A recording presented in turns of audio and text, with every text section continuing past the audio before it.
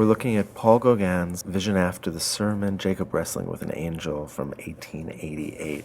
It's wildly, vividly colored. Gauguin is doing, I think, one of the most interesting things here by allowing color to function in a purely abstract way. The idea of freeing color from the natural world and using color expressively and separating the painting from having to be a mirror of reality, which it had been since the Renaissance.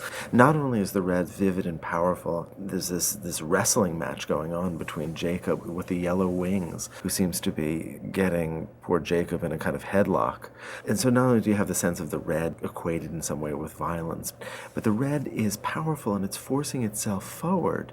The flattening of space, which of course he's also getting from Japanese prints. And in fact, that Japanese print is referred to in a very explicit way by that wonderful tree trunk which diagonally divides the canvas. But I remember Gauguin talking about not wanting the painting to look real, to bring it back to a sense of the visionary and the spiritual, and so he repressed the use of shadows, for example, and lots of other techniques that were used since the Renaissance to create a convincing illusion of reality. In fact, in a letter to Van Gogh, his friend, he would write that his paintings of this time were abstract. We don't look at a painting like this and think of it as abstract, but by that I think he meant the refusal of the modulation of light and shadow. Gauguin is in Brittany, which is in the northwest of France, over by the coast. An area that's rugged and difficult weather, and there was an artist colony there, but Gauguin went there very much to separate himself from the life of the city and modern Parisian culture, and to find something that was more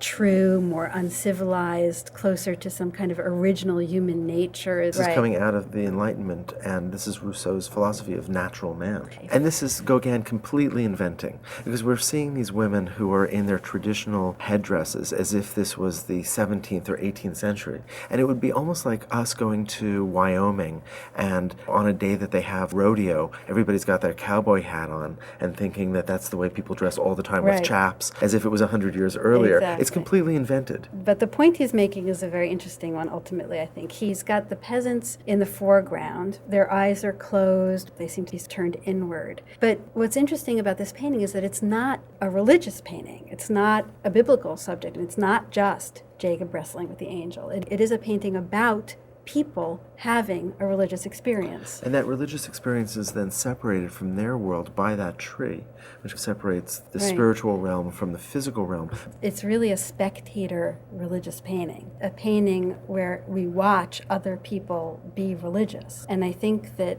Gauguin identified a modern dilemma, which is that it's very hard to have the same relationship with the spiritual that human beings had before the modern industrial era. And I think he feels this nostalgia and longing for what he imagines as a more direct spiritual experience. So this is a strategy, actually a very sophisticated strategy for bringing that kind of religious imagery that was embedded in the medieval and the Renaissance, even in the Baroque, now into the modern world.